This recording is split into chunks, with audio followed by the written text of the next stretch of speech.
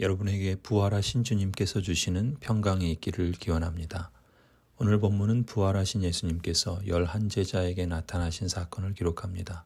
36절에 부활하신 예수님께서 몸소 제자들 가운데 들어서서 말씀하시자 제자들은 놀라고 무서움에 사로잡혀서 유령을 보고 있는 줄로 생각했습니다.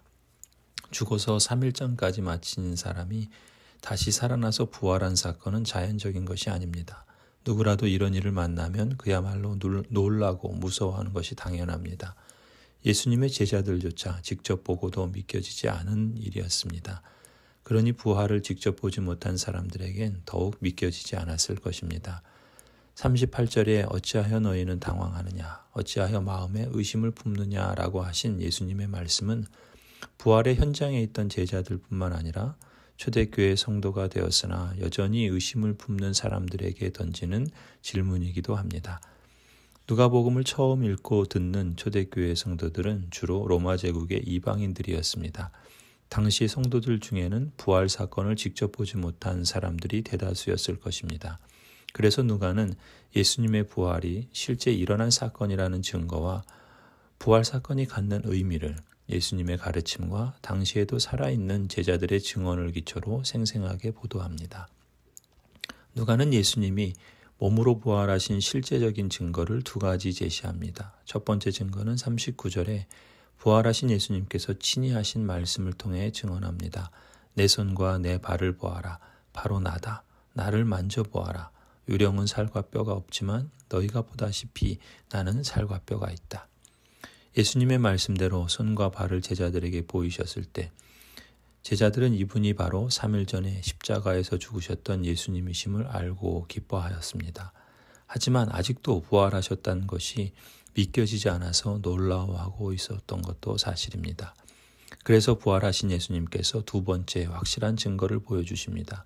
두 번째 증거는 41절에 부활하신 예수님께서 제자들과 함께 음식을 잡수심으로 증거합니다. 여기에 먹을 것이 좀 있느냐. 그래서 제자들이 부활하신 예수님께 구운 물고기 한 토막을 드렸습니다. 그때 부활하신 예수님께서 제자들 앞에서 그것을 잡수셨습니다. 그리고 나서 예수님은 부활의 사건이 갖는 의미를 제자들에게 소상히 일러주십니다. 44절 예수께서 그들에게 말씀하셨다. 내가 전에 너희와 함께 있을 때 너희에게 말하기를 모세의 율법과 예언서와 시편에 나를 두고 기록한 모든 일이 반드시 이루어져야 한다고 하였다. 45절 그때 예수께서는 성경을 깨닫게 하시려고 그들의 마음을 열어주시고 그들에게 말씀하셨다.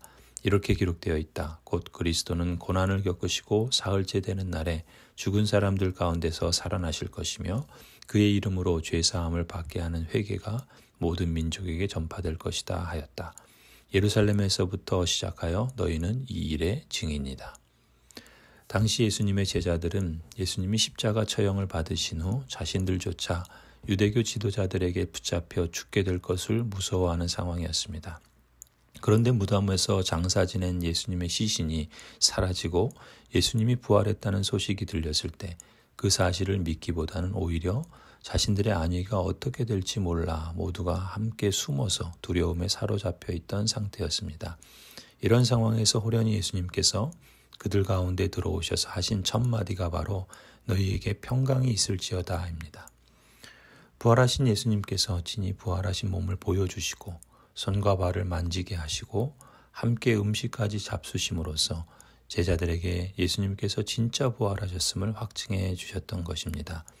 게다가 예수님의 부활은 이미 구약 성경에서 예언했던 말씀을 다 성취하시는 사건이라는 점을 일깨워 주심으로써 부활하신 예수님이야말로 하나님께서 보내신 진정한 메시아 되심을 확증해 주십니다.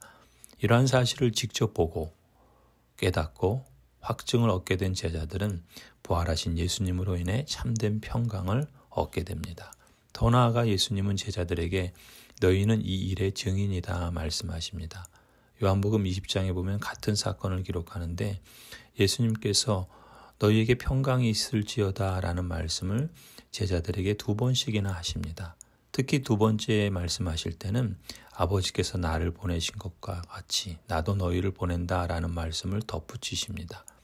풀어 말하면 예수님은 십자가와 부활을 통해 제자들에게 진정한 평강을 회복시켜 주셨을 뿐만 아니라 이제 제자들을 통해서 예루살렘에서부터 유대와 사마리아와 땅끝에 이르기까지 이 일의 증인이 되어 평강을 확대하라고 제자들을 보내시는 것입니다.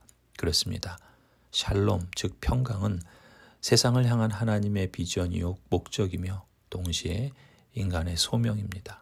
교회와 여러분은 십자가와 부활의 증인이요 이 세상에 샬롬을 증거하도록 보냄받은 증인입니다. 샬롬이 온전히 이루어지는 것은 하나님의 선물이지만 동시에 하나님의 언약 백성으로서 교회와 성도들은 샬롬을 위해 열심히 분투해야 합니다. 우리는 그저 팔짱을 낀 채 샬롬이 임하기를 기다려서는 안 됩니다. 우리는 그리스도를 대신한 대사로서 세상의 평강을 확대해가는 화해의 일꾼이요 샬롬의 일꾼들입니다. 고향제일교회를 향한 비전 역시 이 부르심과 보내심을 반영합니다. 우리는 언약으로 맺어진 하나님 나라의 시민 공동체로서 성경과 성령을 의존하여 전인적인 삶을 회복하고 사람다운 사람을 키우고 사랑의 이중계명을 실천하여 이 땅에 온전한 샬롬을 확대하며 하나님의 나라를 온전히 이루어간다.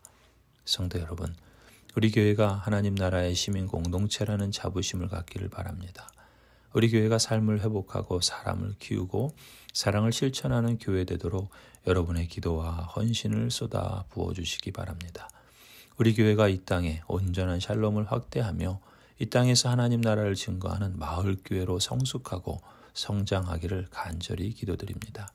너희에게 평화가 있으라 예수님께서 말씀해 주신 것처럼 여러분에게 부활하신 주님이 주시는 평강이 충만하기를 간절히 축원합니다. 아멘.